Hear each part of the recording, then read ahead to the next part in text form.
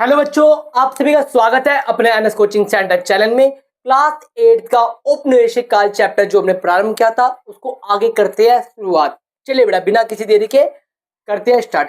एक तरफ भूख और मौत। बेटा आपको पता है 1876 में भीषण अकाल की लगातार क्या है, एक के बाद एक अकाल पड़े थे, जिसमें बेटा बड़े पैमाने पर क्या है लोग मरे थे। ब्रिटिश शासनकाल की संपूर्ण अवधि में घटित भीषण अकालों की सटीक संख्या लगभग 12 से 20 पाई जाती है। मतलब ब्रिटिशों ने जब तक हम पे राज किया, कम से कम 12 से 20 भीषण अकाल आए। अनेक अकाल आयोगों और प्रतिवेदनों के अनुसार यह अनुमान लगाया गया कि मानव जीवन की हानि 5 करोड़ से 10 करोड़ के मध्य रही है। मतलब बेटा कितने लोग मरे हैं? 5 करोड़ से लगभग 10 करोड़ के बीच क्या है लोग मरे हैं। चरम अवस्था पर था, लिट्टन ने दिल्ली में एक भव्य दरबार का आयोजन किया। यहाँ लोग मर रहे हैं, यहाँ लोग भूख के लिए तरस रहे हैं, खाने के लिए मर रहे हैं, किंतु एक तरफ क्या है शाही दरबार का आयोजन किया गया। बेटा एक तरफ भूखे मारे लोग मर रहे हैं और एक तरफ दूसरी तरफ क्या है शान और ऐश। मतलब जो प्रशासन करता है बेटा वो क्या है सिर्फ और सिर्फ अपने लिए, अपने ऐशो आराम पूर्ण से भाड़ में जाए जनता। उस हिसाब से क्या है ब्रिटिशों की नीतियां थी। ये दिल्ली दरबार का आयोजन किया गया था और ऐसा माना जाता है द्वितीय विश्व युद्ध की तुलना में इन भीषण अकालों में लोगों की क्या हुई है, मृत्यु हुई है।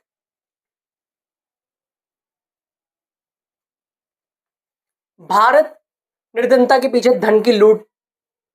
बेटा किस प्रकार भारत से धन निष्कासन हुआ?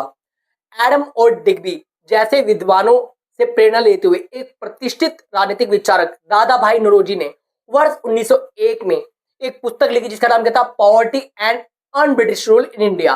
बेटा ये पुस्तक कब लिखी थी? 1901 में। क्या नाम है? Poverty and un British rule in India. जिसमें बेटा किस प्रकार अंग्रेजों ने भारत से धन का निष्कासन किया है बड़े पैमाने पर, और यहां पर किसी भी प्रकार से सहायता पे ध्यान नहीं दिया। लगभग उसी समय एक इतिहासकार रोमेश चंद्र ने हिस्ट्री ऑफ इंडिया में इसी प्रकार का अध्ययन किया। रोमेश चंद्र और दादा भाई नौरोजी ने अपनी पुस्तक के माध्यम से बताया कि कम से कम अरबों बेटा 45 ट्रिलियन, बेटा 45 ट्रिलियन डॉलर से ज्यादा की धनराशि भारत से विदेश गई। 2023 में ब्रिटेन की जीडीपी की 9 गुना ये रकम थी। सोचो कितना पैसा हमारा क्या है बेटा यहां से वहां की ओर ट्रांसफर हुआ और हमारे देश का सत्यानाश करके गई है। Home charges. बेटा धन की निकासी के मुख्य माध्यम क्या थे? होम चार्जेस, ब्याज लिया इन्होंने, भुगतान लिया। विदेशी व्यापार में असमान विनिमय। बेटा इन्होंने विदेशी व्यापार करने के लिए आप अन्य से व्यापार करोगे, इन्होंने भेदनात्मक कर नीति बनाई। ब्रिटिश अधिकारियों के वेतन और भत्ते, भारतीय संसाधन के विदेशों में निवेश। ब्रिटिश नीति ने भारतीय व्यापार की ओर कड़ा रुख रखा। मतलब हमारी तरफ से माल जाए तो सस्ते रेट पे और उधर से माल आ रहा है तो क्या है बेटा महंगे रेट पे। हमारे इधर से क्या है कच्चा माल सस्ते रेट पे जा रहा है और वहां से बना बनाया माल क्या है बहुत महंगे रेट पे आ रहा है। भारतीय वस्तुओं पर ब्रिटेन में भारी कर। अगर बेटा हमारे कपड़े ब्रिटेन जा रहे हैं तो बेटा महंगा कर लगाया गया, बहुत ज्यादा पैसा लगाया गया। 18वीं सदी के अंत तक 19वीं सदी के मध्य तक क्या है बेटा 2.5% तक क्या है घट गया। और सबसे ज्यादा मुनाफा किसको हुआ बेटा? 2.5% था टैक्स, और जिसको 70% क्या कर दी बढ़ोतरी कर दी गई। इतनी ज्यादा करों में, मतलब यहां से माल वहां जाएगा तो उसमें क्या कर दी? वृद्धि कर दी एक्साइज ड्यूटी में। समुद्री व्यापार और विनिमय द्रव्यों पर ब्रिटेन का नियंत्रण। समुद्री व्यापार पर ब्रिटिश एकाधिकार। बेटा पूरी तरह से समुद्री व्यापार में किसका एकाधिकार था? ब्रिटेन का था। विनिमय दरों पर नियंत्रण। बेटा क्या रेट रखे जाएंगे? डॉलर और पाउंड, इन चीजों में भारत की करेंसी और डॉलर में ये बेटा सब कंट्रोल कौन करे थे? ईस्ट इंडिया कंपनी, अंग्रेज। बीमा, शिपिंग, बैंकिंग पर भी ब्रिटिशों का क्या था? कब्जा था।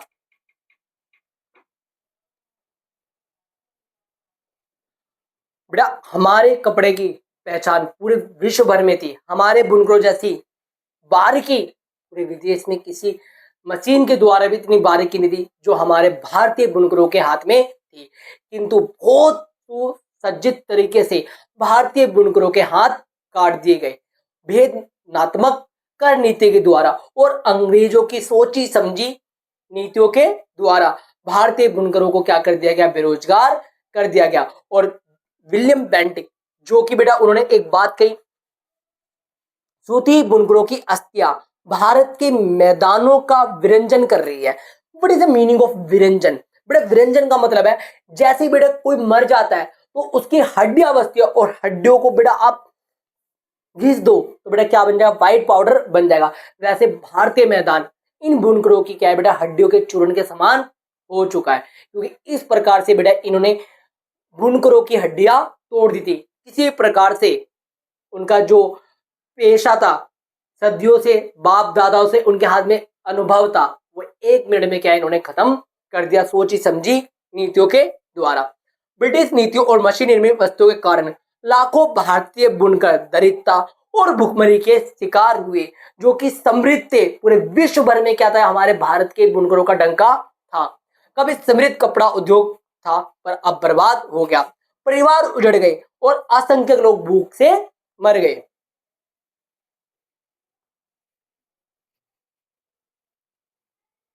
अठारह के दशक में ग्राम समुदाय और भारत की जन संपदा के संरक्षक भारत के अंदर क्या है बेटा, सदियों से पंचायत सिस्टम चलता हुआ आ रहा था, पर इन्होंने क्या करा, उस पंचायत सिस्टम में भी किया है दखलंदाजी करना प्रारंभ कर दी। इन्होंने बेटा महंगी महंगी कानून प्रक्रिया को क्या है यहाँ पर स्थापित किया, जो कि मामला कोई नया शासक भी बनता था तो वो भी क्या है बेटा पंचायतों में हस्तक्षेप नहीं करता था, किंतु अंग्रेजों ने उन पंचायतों में भी अपनी दखलंदाजी स्टार्ट कर दी, जिस कारण ये पंचायती राज सिस्टम भी क्या है बेटा भारत से क्या है खत्म होता चला गया और किसानों और असहाय लोगों को महंगी महंगी ये कानूनी रकम अदा करने के लिए मजबूर किया गया, कोर्ट कचहरी के चक्कर लगाने पड़े और जिसमें एक तरफा फैसला होता था जो सिर्फ और सिर्फ ब्रिटिशों के हित में होता था। ग्राम समुदाय लोग लघु गणराज्यों के सदृश जिसमें प्राय वह सब कुछ होता था जिसकी उन्हें आवश्यकता होती थी, वह वहां बने रहते थे जहां अन्य सब कुछ नष्ट हो जाता था। एक के बाद एक राजवंश समाप्त हो जाते थे, क्रांति के पश्चात पुण्य क्रांति होती थी, किंतु ग्राम समुदाय यथावत बने रहते थे। मैंने आपको बताया कि पंचायत कभी खत्म नहीं होती थी। ग्राम समुदाय की विशेषता, ये आत्मनिर्भर थे बेटा, किसी पर डिपेंडेंट नहीं थे। सामूहिक निर्णय, एक समूह में मिलकर क्या डिसीजन लेते थे। साझा संसाधन, बेटा हर गांव के लोग अपनी चीजों का क्या है बेटा आपस में साझा करते थे। सामाजिक एकता, अपने समाज के अंदर एकता बरकरार रखते थे। स्थापत्य और निरंतरता और जन संपदा की संरक्षण, और किस प्रकार बेटा अपने जो भी आसपास संसाधन है उसका संरक्षण करते थे। पर अंग्रेजों ने ये पूरी तरह से सिस्टम क्या कर दिया, खत्म कर दिया। शिक्षा का रूपांतरण, भूरे अंग्रेजों की नीति। बेटा शिक्षा का रूपांतरण, बेटा शिक्षा जो हमारी संस्कृति थी, इन्होंने बोला कि आप की जो संस्कृति है, जो आपका पहनावा है, जो आपका रहन सहन है, वो आपको श्रेष्ठ बनने से रोकता है। आप असभ्य लोग हो, आप आदिम हो, आपको नहीं आता किस प्रकार रहा जाता है, हम आपको सिखाएंगे। और भारत में अंग्रेजी शिक्षा का प्रारंभ किया गया कि आपकी जो शिक्षा प्रणाली है वो दूषित है, जिससे आपका विकास नहीं हो पा रहा। अंग्रेजी माध्यम से आपका व्यक्तित्व उत्कृष्ट होगा, मतलब आपके व्यक्तित्व में निखार आएगा। किंतु बेटा ये चाहते क्या थे कि हमारी क्या करे, सहायता करे। अगर इन भारतीयों को अंग्रेजी आ जाएगी तो ये हमारी चीजें सीख लेंगे, तो हमारे को व्यापार करने में क्या होगी, आसानी होगी, क्योंकि दो भाषी लोग होंगे जो हिंदी भी जानते हैं और साथ साथ इंग्लिश भी जानेंगे, जिससे क्या है बेटा इनके व्यापार में सहूलियत होगी। क्लर्क इत्यादि के पोस्ट पर क्या इनको तैनात कर दिया जाएगा। बड़ी पोस्ट पे तैनात नहीं किया जाएगा, छोटी मोटी पोस्टों के लिए क्या कर रहे थे, अपने भारतीयों को ट्रेन कर रहे थे। भारत की विविध शिक्षा प्रणाली, पाठशालाएं, मदरसे, विहार, शिष्य प्रशिक्षण प्रणाली जिसे गुरुकुल भी कहते हैं, ये सब इन्होंने तहस नहस कर दिया। इन संसाधनों द्वारा न केवल व्यवहारिक ज्ञान अपितु सांस्कृतिक मूल्यों और परंपराओं का भी प्रसरण होता था। बेटा सिर्फ और सिर्फ शिक्षा नहीं बल्कि जीवन के हर एक पहलुओं का समाधान सिखाया जाता था, किंतु इन्होंने इसको पूरी तरह से खत्म कर दिया।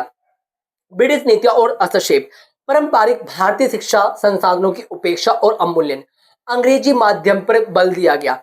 ऐसी शिक्षा की संरचना जो सरकारी नौकरियों के लिए क्लर्क, दो भाषीय और अधीनस्थ कर्मचारी तैयार करेंगे। भारतीय भाषाओं, विज्ञान, गणित, तकनीक और संवेदनशील ज्ञान की अवहेलना की गई। सिर्फ और सिर्फ इन्होंने अपने ज्ञान का प्रचार किया।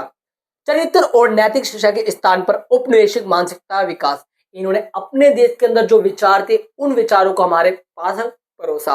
और ये क्या चाहते थे, हमें ऐसा वर्ग तैयार करना है, हमें ऐसा वर्ग तैयार करना है जो खून और रंग से तो भारतीय हो, हमें एक ऐसा वर्ग तैयार करना है जो खून और रंग में तो भारतीय हो लेकिन रुचि और विचार, नैतिकता और बुद्धि में अंग्रेज हो। हमें एक ऐसा वर्ग तैयार करना है जो रंग और रूप में तो भारतीय हो किंतु ज्ञान और चरित्र में अंग्रेज हो।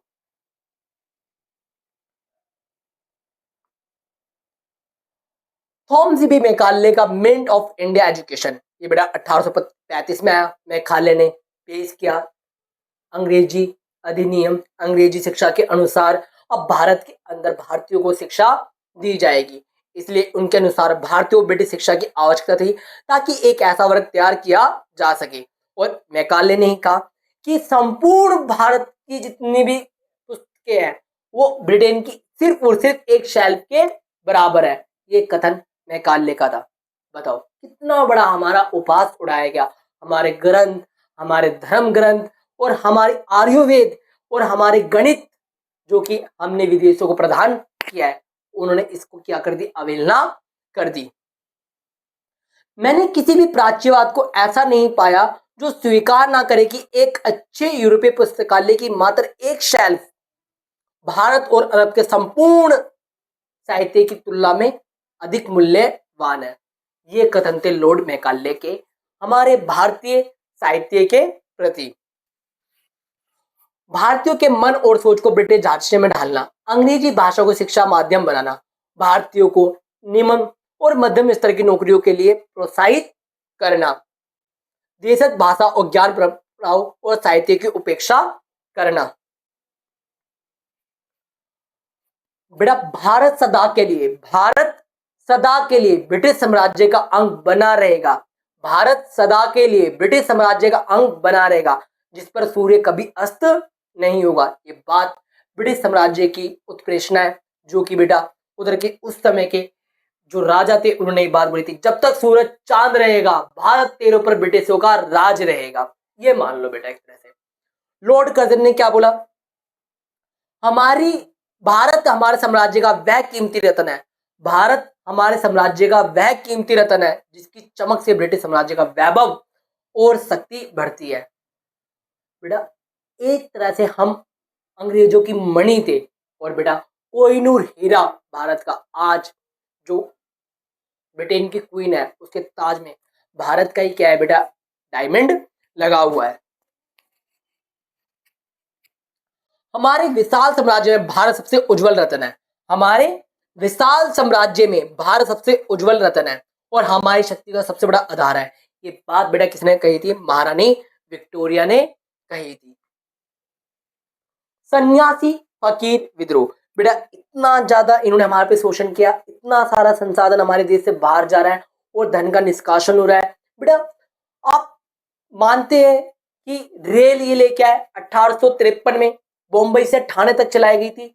बड़े इन्होंने अपने हित के लिए चलाई गई और रेल में जितना भी पैसा लगा वो भारतीयों के खून पसीने की कमाई थी और सिर्फ इन्होंने इसलिए करा ताकि शहरों और गांवों तक भी इनकी क्या है बेटा पहुंच बन सके और कच्चे माल की आपूर्ति हो सके और भी तेजी से। 1770 के अकाल के बाद अन्याय के विरुद्ध एक संगठित प्रतिरोध था। बेटा अकाल पड़ा और अकालों में ब्रिटिशों के द्वारा किसी प्रकार से ध्यान नहीं दिया गया और उसी समय क्या है बेटा सन्यासी विद्रोह प्रारंभ हुआ। सन्यासी और फकीर प्रागत रूप से तीर्थ यात्रा और परोपकार हेतु स्वतंत्र रूप से भ्रमण करते थे। जो बेटा तीर्थ यात्री थे वो बिना किसी डर के और बिना किसी धन के लालच के एक स्थान से दूसरे स्थान भ्रमण करते थे। ईस्ट इंडिया कंपनी की नीतियों और भूमि एवं कर प्रणालियों के कारण उन पर प्रतिबंध लगाए गए। उनके भ्रमण पे भी क्या लगा दिया उन्होंने, प्रतिबंध लगा दिए। अगले 3 दशकों तक उन्होंने ब्रिटिश कोषों और कर संग्राहकों पर आक्रमण किए। बेटा इन सन्यासियों ने इन्होंने क्या करा बेटा, जिस जहां जहां ब्रिटिशों की तिजोरियां थी, जहां जहां पैसा धन एकत्रित करके थे, उस पर आक्रमण प्रारंभ कर दिए। ब्रिटिश शासन ने उन्हें दस्युओं घोषित करा। उन्हें दस्युओं का मतलब है बेटा चोर की कैटेगरी, उन्हें लुटेरा तक घोषित कर दिया और अनेक को मृत्यु दंड दिए गए। अपनी श्रेष्ठ सैनिक शक्ति द्वारा उन्हें पराजित कर दिया। ये विद्रोह बंगाल के साहित्यकार बंकिम चंद्र चट्टोपाध्याय के उपन्यास आनंद मठ में मिलता है। और बेटा इसी आनंद मठ से क्या है, वंदे मातरम गीत की रचना हुई है, जो कि भारत का राष्ट्रीय गीत है। तो बेटा आनंद मठ में बेटा किसके बारे में बताया गया, सन्यासी विद्रोह के बारे में बताया गया। बेटा कब चलाया गया था, 1770 के बाद। बेटा कहाँ चलाया गया था, बंगाल बिहार के कुछ भागों में। प्रतिभागी सन्यासी थे और फकीर थे। फकीर मतलब मुस्लिम दरवेश, जो मुस्लिम धर्मगुरु है वो लोग।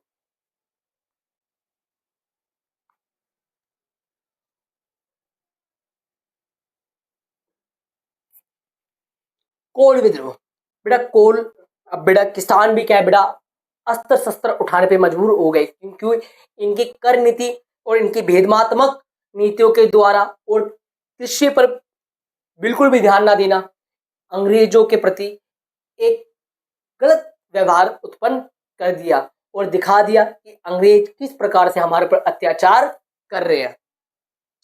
छोटा नागपुर की धरती पर स्वाभिमान की ज्वाला, जल जंगल जमीन हमारा अधिकार है। बेटा कोलों का नारा क्या था, जंगल जमीन हमारा अधिकार है, जल जंगल जमीन हमारा अधिकार है। विद्रोह का उद्देश्य अपनी भूमि अधिकार और अस्मिता की रक्षा करना। अस्मिता का मतलब है अपना स्वाभिमान बना के रखना, शोषण और अन्यायपूर्ण नीतियों का विरोध करना और स्वराज की कल्पना रखना। विद्रोह का क्षेत्र छोटा नागपुर क्षेत्र, आज का क्या है बेटा झारखंड। बेटा पलामू, हजारीबाग और रांची में क्या है बेटा इसका आयोजन किया गया था, मतलब ये विद्रोह प्रारंभ हुआ था। ब्रिटिश सेना ने आधुनिक हथियारों और विशाल सैन्य बल के बल पर विद्रोह को दबा दिया और कई स्वतंत्र सेनानियों को मृत्यु के घाट उतार दिया। ब्रिटिश शासन की भूनीति ने मूल निवासियों की अपेक्षा कर भारी लोगों को लाभान्वित किया। जो बेटा वहां पर लोग पहले से रह रहे थे उनको यहाँ से हटाना प्रारंभ कर दिया। बेटा सदियों से वो अपनी जमीन पर रहते हुए आ रहे हैं, बाप दादों की, आज बाहर के लोग आए हुए उनको वहां से आगे जाने को बोल रहे हैं। तो बेटा कैसे जाएंगे, मर जाएंगे, पर अपनी जमीन को छोड़ के नहीं जाएंगे। जमींदारों, महाजनों और ठेकेदारों आदिवासी की भूमि और अधिकार छीन रहे थे। अधिक कर, बेदखली और जबरन मजदूरी ने जनजातियों के जीवन को संकट में डाल दिया। 1871 में कोल जनजातियों ने विद्रोह किया। बेटा कोल विद्रोह कब प्रारंभ हुआ, 1831 में। कोल क्या बेटा एक जनजाति है, कहाँ की जनजाति है, छोटा नागपुर की। छोटा नागपुर कहाँ है बेटा, झारखंड में है।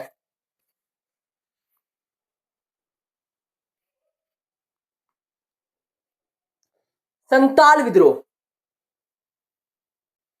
बेटा संताल विद्रोह भी क्या है बेटा आपको पता होना चाहिए। संताल एक जनजाति है और किस प्रकार संतालों को एक लालच दिया गया और किस प्रकार उनकी जमीनों को छीन लिया गया। दामिन एक को, जो कि बेटा उनकी जमीन थी, और उस जमीन से उनको क्या है बेदखल किया गया।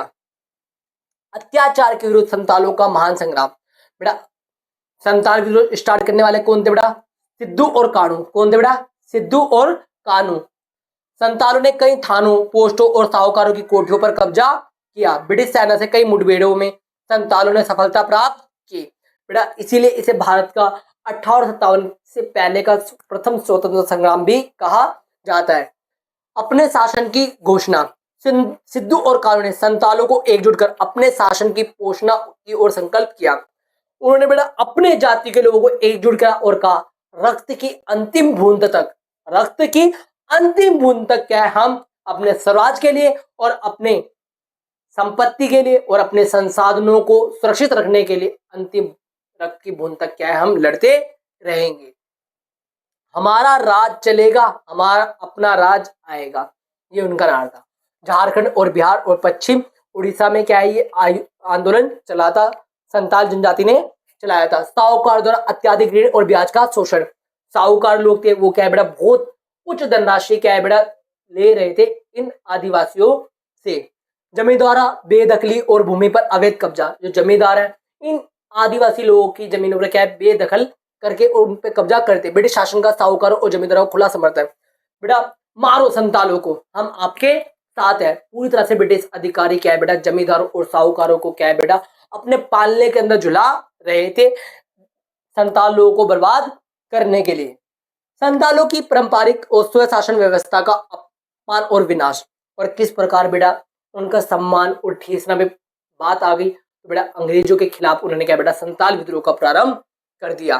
कब किया था बेटा 1855 में ये प्रारंभ किया गया था। नील विद्रोह। बेटा नील विद्रोह क्या है बेटा आपको पता होना चाहिए। पूरे भारत के अंदर बेटा जो नील का पौधा था वो बेटा भारत के अंदर सर्वश्रेष्ठ था। बेटा अंग्रेजों में एक वुड्स नाम का नील का पौधा था किंतु वो उतनी ज्यादा चमक नहीं दे पाता जितना भारतीय नील दे पा रहा था। तो बेटा हुआ क्या अंग्रेज चाहते थे कि आप नील की खेती का उत्पादन करो। तो बेटा स्टार्टिंग में भारत के किसानों ने बेटा नील की खेती का आयोजन किया पर उन्होंने देखा कि हम इंडिगो प्लांटेशन कर रहे हैं तो जो हमारी फील्ड है जो हमारी खेती की जमीन है वो क्या है बेटा बंजर होती जा रही है, बैरन होती जा रही है। उसकी जो फर्टिलिटी है उपजाऊपन है वो क्या है बेटा कम होता जा रहा है और उनसे भारी कीमत वसूल की जाती थी। बेटा मेहनत इतनी धनराशि इतनी बेटा इससे क्या है किसान बहुत ज्यादा गुस्सा हो गए और अंग्रेज अधिकारी एक व्यक्ति को भेजते थे जाओ और गांव से जाके पैसा लेके आओ जिसको कहते हैं गुमास्ता। क्या कहते हैं गुमास्ता। अब बेटा सूखे जैसी स्थिति है वहां पे उनके घर में खाने के लाले पड़े हुए हैं वो खुद 2 वक्त की रोटी के लिए मोहताज है। और बेटा ये जो गुमास्ता जो ब्रिटिश इंडिया कंपनी का एजेंट था ये बेटा बिना किसी घर की आर्थिक स्थिति देखे बगैर उनका शोषण करता था। और एक दिन बेटा सारे के सारे किसानों ने सोच लिया अब भैया आ जाए ये गुमास्ता इसको लाठी लेके ऐसा तोड़ना है बहुत तोड़ना है इसको। बेटा अब किसानों ने क्या है बेटा ये ठान ली कि भाई इसके खिलाफ आवाज उठानी है और यहीं से बेटा नील विद्रोह आंदोलन प्रारंभ होता है जो कि बेटा बंगाल के परगना जिले से बंगाल के नदिया जिले से क्या है ये प्रारंभ होता है। और इसके ऊपर बेटा एक पुस्तक लिखी जाती है नील दर्पण। और बाद में जब ये विद्रोह बहुत चरम पे पहुंच जाता है तो खुद ईस्ट इंडिया कंपनी के द्वारा ब्रिटिशों के द्वारा नील आयोग की स्थापना की जाती है। और नील आयोग ये बात को स्वीकार करती है कि किसानों से जबरदस्ती की गई है और किसानों से अत्याधिक दरों पर क्या है कर वसूल किए गए। इसीलिए जो वर्तमान है उसको आप पूरा कर दो और बाद में जो भी प्रतिबंध है उसको खत्म कर दिया जाए। और आपको नीली खेती करनी है तो करो वरना मत करो पर किसी भी किसान को जबरदस्ती नीली खेती करने पे मजबूर नहीं किया जाएगा। नील की खेती से मना करने पर कारावास अत्याचार और संपत्ति की हानि सहनी पड़ी थी। भाड़े के सैनिकों द्वारा हमले किए जाते। किसानों का विद्रोह मुद्दे उन खेत मालिकों और नील साहबों के विरुद्ध था। सरकारी जांच बैठाई गई। इंडिगो कमीशन बेटा कब बनाया गया था 1860 में बनाया गया था। कई दमनकारी नियम और प्रथाएं वापस लेनी पड़ी।